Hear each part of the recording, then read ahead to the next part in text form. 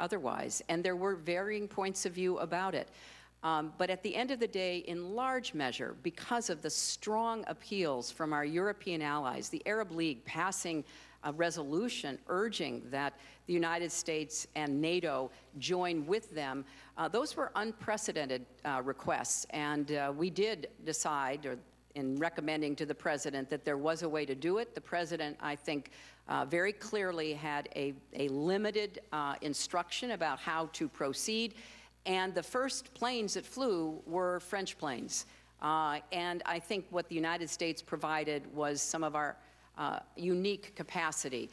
But the bulk of the work militarily was done by Europeans and Arabs. Well, I think you're underselling yourself. You got the State Department on board, you convinced the President, you overcame the objections of Vice President Biden and Secretary of Defense Gates, the National Security Council, and you had another obstacle then, and that was the United Nations. And you were able to persuade the Russians, of all things, to abstain, and had you not been successful in arguing that abstention, the Security Council Resolution 1973 wouldn't have passed because the Russians had a veto. So you overcame that obstacle as well. Isn't that right?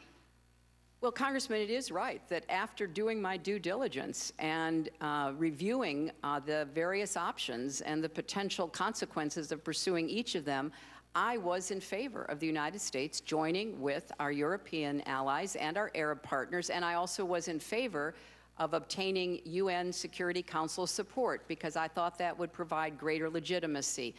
In that, of course, our ambassador to the UN was very influential and successful in making the case to her colleagues.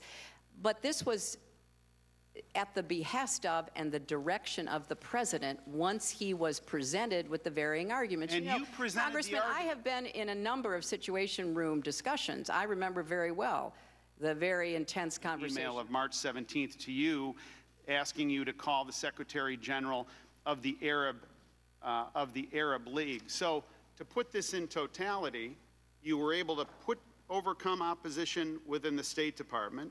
You were able to persuade the President. You were able to persuade the United Nations and the international community. You made the call to the Arabs and brought them home. You saw it, you drove it, you articulated it, and you persuaded people. Did I get that wrong? Well, Congressman, I was the Secretary of State. My job was to conduct the diplomacy, and the diplomacy consisted of a long series of meetings and phone calls, both here in our country and abroad, to take the measure of what people were saying and whether they meant it. We had heard sometimes before from countries saying, well, the United States should go do this.